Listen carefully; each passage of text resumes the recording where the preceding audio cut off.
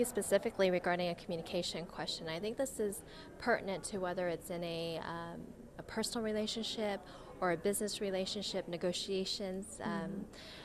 If people have different communication styles, how are they able to work together on that, and so they're not hurtful, or the other person doesn't take offense? How do you do that? Right. Even like in business, you know what I'm talking about, right? I do know what you're talking about, and it's a little bit tricky because, of course, we always like to educate the other person as to the way we want them to be. Yeah.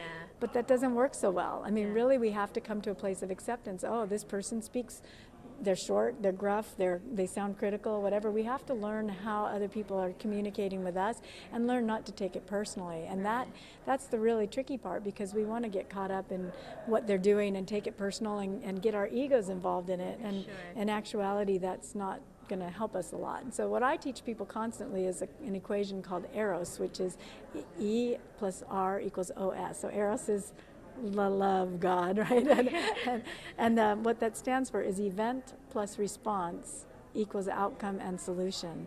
And what happens is that we think that the event, or anything external, if you will, or everyone else, that all starts with E, is what causes us to feel the way we do. And in reality, it's not what they say or what they do that causes us to feel the way we do. It's what we say and do in relationship to what they say. So if someone says something kind of gruff or mean or not as nicely as they should, we think that the only way for us to be happy is to change the way they do it. Right. But we have no power over that. And so whenever we think that's the solution, we become victims and powerless. And so what I teach people is, okay, this is how this person is. We need to accept that that's how the person is, and then decide how to respond to that. And one response is to get out of the relationship. If it's really intolerable or abusive or not in alignment with who you are to be in that relationship, you can get out. If getting out's not what you want to do, then you got to find a path of responses that leads towards the solution. And so often what I see is people are choosing responses that only create more of a problem. And so it's really transcending the ego, and it's a much bigger conversation than we can do in just a few minutes, but it's a really big topic. And in How to Love Your Marriage, I actually focus on this equation quite a bit, because it's the same issue in relationships, even with love. I mean, one person shows that they love the other person through cleaning the house. Right. Another person only feels loved through physical contact. Right. Somebody else needs to hear it. Somebody else needs to say it. And we get into these big ego battles, if you will, over the other person not doing it our way. And so we need to really learn how the other person does it and look a little deeper and access a new way of responding to them that leads to the solutions that we'd like to see.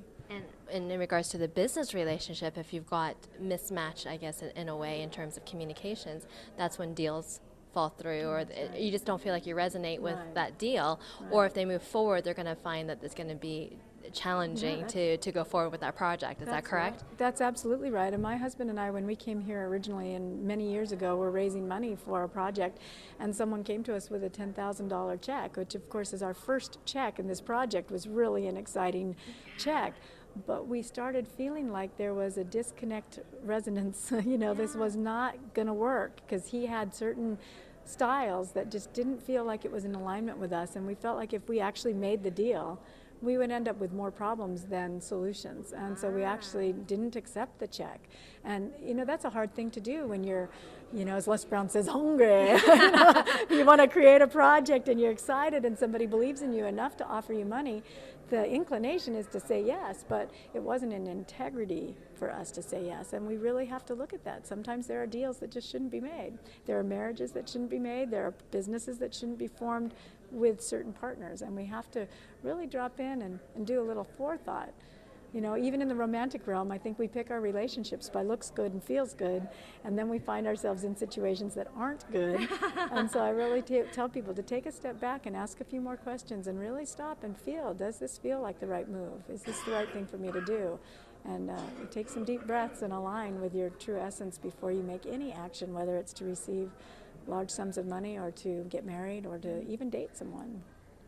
Well, thank you so much for sharing so much information. If there were any final closing words, what would you like to share? You know, the big thing I always want to share with everyone, if this is my big moment to share one thing, is I always tell people, if you simply practice, and I use this hand gesture, self-observation, to just remind you to rise up and observe yourself. If you simply start practicing self-observation in everything you do, self-observation causes us to become self-aware.